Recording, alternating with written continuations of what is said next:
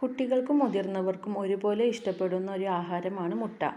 പ്രോട്ടീനിൻ്റെ കലവറയായ മുട്ട എല്ലാ ദിവസവും കഴിക്കുന്നത് ആരോഗ്യത്തിന് മികച്ചതാണ്. കൊളസ്ട്രോൾ വരുമെന്ന് പേടിച്ച് മുട്ടയുടെ മഞ്ഞ പലരും കഴിക്കാറില്ല. എന്നാൽ ഇതിൽ ധാരാളം വൈറ്റമിൻസും പ്രോട്ടീൻസും അടങ്ങിയിട്ടുണ്ട്. Vitamin A, vitamin E, vitamin K, vitamin ബി6, vitamin D, iron, magnesium, calcium, zinc, sodium, potassium ഇങ്ങനെ ധാരാളം ഗുണങ്ങളുണ്ട്. ഒരു മുട്ടയുടെ മഞ്ഞക്കകത്ത് 2.7 ഗ്രാം ഓഫ് പ്രോട്ടീൻ, 55ഓളം കലോറീസ്, 4.5 ഗ്രാം ഫാറ്റ് എന്നിവ അടങ്ങിയിട്ടുണ്ട്. പതിവായി ഭക്ഷണത്തിൽ ഉൾപ്പെടുത്തുന്നത് കൊണ്ടുതന്നെ കൂട്ടമായാണ് നാം കടയിൽ നിന്നും മുട്ട വാങ്ങാറ്. ഇത് നാം സൂക്ഷിക്കുന്നതോ ഫ്രിഡ്ജിലും. ഇങ്ങനെ ഫ്രിഡ്ജിൽ സൂക്ഷിക്കുന്ന മുട്ട നല്ലതാണോ?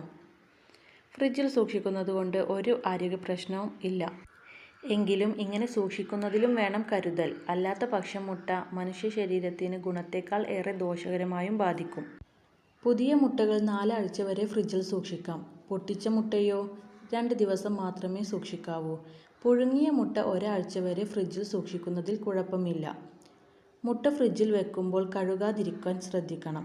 നനവിരുന്നാൽ മുട്ട എളുപ്പത്തിൽ കേടുവന്നേക്കാം. നനവ് ഉണ്ടെങ്കിൽ തുണി ഉപയോഗിച്ച് മുട്ടകൾ തുടച്ച ശേഷം മാത്രമേ ഫ്രിഡ്ജിൽ സൂക്ഷിക്കാവൂ. ഫ്രിഡ്ജിൽ നിന്നും എടുക്കുന്ന തണുത്ത മുട്ട അപ്പോൾ തന്നെ പാകം ചെയ്യാനായി ഉപയോഗിക്കരുത്. തണുപ്പ് മാറിയിട്ട് വേണം ഉപയോഗിക്കാൻ.